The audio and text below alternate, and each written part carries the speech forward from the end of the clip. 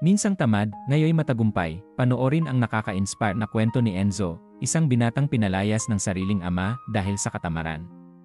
Ngunit sa kanyang paglalakbay, natutunan niyang tumayo sa sariling paa, tumulong sa kapwa, at naging matagumpay sa paraang hindi niya inaasahan.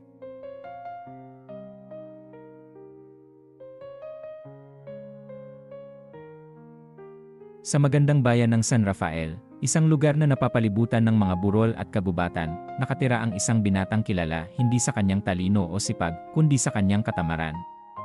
Siya si Enzo. Enzo! Alas 11 na. Sigaw ng kanyang ama, si Mang Ernesto, mula sa pintuan. Umungol lang si Enzo at tumalikod sa kama. Pagod pa ako. Napailing si Ernesto. Nakakainis na ang batang to, lalong lumalala ang katamaran araw-araw. Nilapitan niya ang kama ng anak, kumuha ng isang baldeng tubig, at ibinuhos ito sa natutulog na si Enzo. Ano ba yan, tay? Sigaw ni Enzo habang pinupunasan ang kanyang mukha. Eksakto. Alas 11 na, kaya gising ka na. Sasama ka sa akin sa trabaho ngayon, mariing sabi ni Ernesto. Trabaho? Natawa si Enzo. Bakit ako magtatrabaho?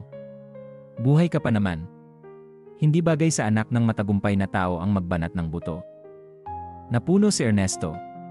Minsan naiisip ko, mas mabuti pang wala akong anak.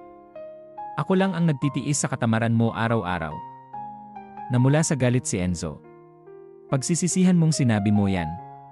Kapag nawala ako, hahanap-hanapin mo rin ako. Hanap-hanapin? Tumawa si Ernesto. Wala kang silbi sa kahit sino. Kung ganoon, aalis na lang ako. Hindi na ako babalik. Hinila ni Ernesto ang braso ng anak at itinulak sa labas. CJ, umalis ka. At huwag na huwag ka nang babalik. Tumakbo si Enzo habang pumapatak ang luha sa kanyang pisngi. Tingnan natin kung alalahanin mo pa ako. Naglakad-lakad si Enzo hanggang marating niya ang isang tahimik na burol. Naupo siya sa ilalim ng puno, pagod at galit. Dito, walang mangungulit sa akin, bulong niya. Sa pagod, nakatulog siya. Paggising niya, gutom na gutom siya. Bumaba siya sa burol at nakakita ng mga turista. Kuya, may makakain po ba kayo? Tanong niya sa isang tindero ng samosa. Meron, 100 piso, sagot ng tindero. Wala po akong pera. Di umalis ka. Hindi ito libreng kainan. Lungkot na lungkot si Enzo. Kumatok siya sa isang maliit na bahay. Binuksan ito ng isang matandang babae. Nay, gutom na gutom po ako. Pwedeng makahingi ng pagkain? Nakunot ang noo ng matanda. Kung kaya mong maglakad, kaya mong magtrabaho. Bakit hindi ka nalang maghanap ng trabaho? Tubig lang po sana. Nahihiyang sabi ni Enzo. Napabuntong hininga ang matanda at iniabot ang isang basong tubig. Lumipas ang ilang araw. Gutom, pagod at halos hindi makatulog si Enzo. Isang araw, nakita niya ulit ang matanda, hilo at hirap maglakad. Nay, ano pong nangyari? Agad siyang lumapit. Nahilo lang ako. Mahinang sagot nito. Binuhat ni Enzo ang matanda pabalik sa bahay. Huwag po kayong mag-alala, ako na po ang bahala sa inyo. May pera ako rito. 20 pesos lang. Bumili ka ng kahit anong pagkain, bulong ng matanda. Bibili po ako ng pansit canton, sagot ni Enzo. Habang siya ay nagluluto, nagpakulo naman ng tsaa ang matanda. Sabay silang kumain. Matagal na tong pinakamasarap kong kain, ngiti ni Enzo. Sa loob ng 12 araw, inalagaan ni Enzo ang matanda. Naglinis, kumuha ng tubig at hindi siya iniwan. Isang araw, tinawag siya ng matanda. Enzo, may ibibigay ako sa'yo. Inabot nito ang isang maliit na kahon. Espesyal na pampalasa yan. Kahit kaunting budbod, 3 beses ang sarap ng kahit anong pagkain. Nang makaupo si Enzo sa burol, tinignan niya ang kahon. Baka pwede akong magtayo ng maliit na karinderya. Marunong na akong magluto ng pansit at wala pang katulad dito. Ibinenta niya ang singsing na pilak, bumili ng mga gamit at nagtayo ng maliit na pwesto sa burol. Grabe! Ang sarap ng pansit mo, sabi ng isang turista. Kumalat agad ang balita. Mabilis na naging paborito ng mga tao ang kanyang pansitan.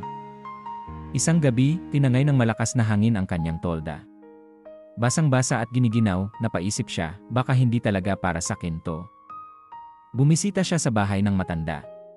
Pagdating niya, may lalaki sa loob, anak pala ng matanda. Ah, ikaw pala si Enzo. Ikaw ang tumulong kay inay. Ako naman ngayon ang tutulong sa'yo. Bibigyan kita ng puhunan para makapagtayo ng tindahan. At tinupad nga ito ng lalaki. Nagtayo si Enzo ng maayos at malaking karinderya sa gitna ng bayan. Minsang tamad, ngayoy matagumpay na negosyante. Isang araw, may narinig siyang bulungan mula sa mga customer. May mag-asawa sa templo, matagal nang nag-ayuno. Hinahanap ang nawawala nilang anak. Nanlaki ang mga mata ni Enzo. Tumakbo siya sa templo, at doon nakita ang kanyang mga magulang, payat, pagod, at nakaupo sa sahig. Tay! Nanginginig ang boses niya. Tumayo si Mang Ernesto.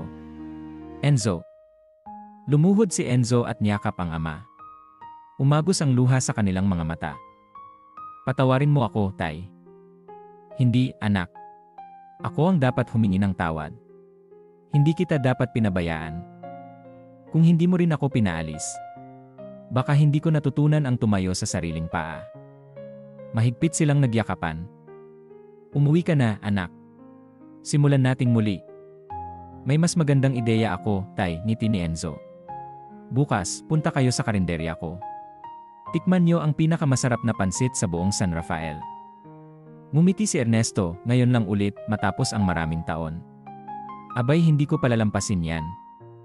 Kinabukasan, nakaupo sa sulok ng karinderya ang kanyang mga magulang, buong pagmamalaking pinapanood si Enzo. Mula sa batang tamad, naging matagumpay na negosyante. Ang tunay na tagumpay ay hindi nasusukat sa yaman o ginhawa, kundi sa sipag, kababaang loob, at malasakit sa kapwa. Ang kabutihang ibinigay ni Enzo sa matanda, ay bumalik sa kanya sa panahong siya naman ang nangailangan. Kung nagustuhan mo ang kwentong ito, huwag kalimutang i-like, i-share, at mag-subscribe para sa mas marami pang inspirasyonal na kwento.